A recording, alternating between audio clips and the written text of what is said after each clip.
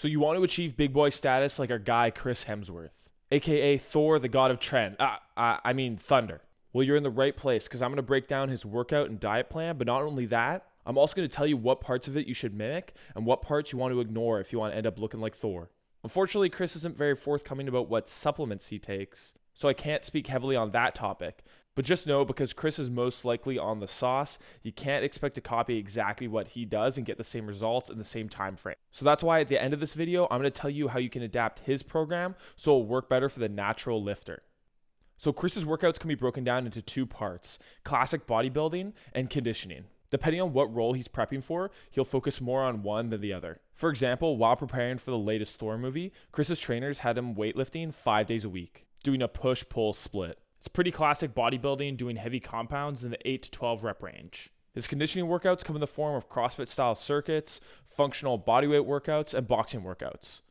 This is that crazy alpha shit that you see Chris doing online all the time, mostly because it makes him look like a badass, but it's also going to help him lean down and get a little bit smaller if he's gotten a little bit too big in his Thor roles and he's moving over to something like Men in Black, where he has to be able to fit into a suit without busting out of it. So obviously, if you're trying to bulk up, look like Thor, this isn't going to be the stuff for you. Chris's diet consists of a large amount of whole foods with a high focus on protein.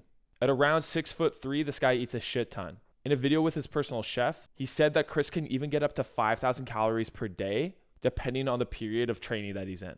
There's nothing really revolutionary here, just a high volume of whole foods with a smart balance of fat, proteins, and carbs. So if you want to look like Chris, just focus on the bodybuilding and on the diet. The crazy HIIT workouts look badass and are going to be really good for your overall health along with your heart health, but they're not really going to be great if you're trying to pack on muscle.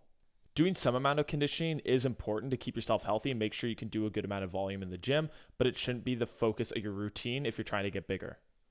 The reason Chris does these workouts is he wants to be able to stay agile and spry so he can do a lot of his own stunts, and also he seems to just enjoy them. Once you've built the amount of muscle that you want, and now you're just looking to shred off some of the fat, I wouldn't change your training and go into some crazy conditioning phase. I would just stick at the same type of high volume bodybuilding that you're doing before and just change the diet up. By maintaining a similar volume in your bodybuilding training, it's going to help maintain more muscle mass as you're in that caloric deficit that you're going to need to shred down.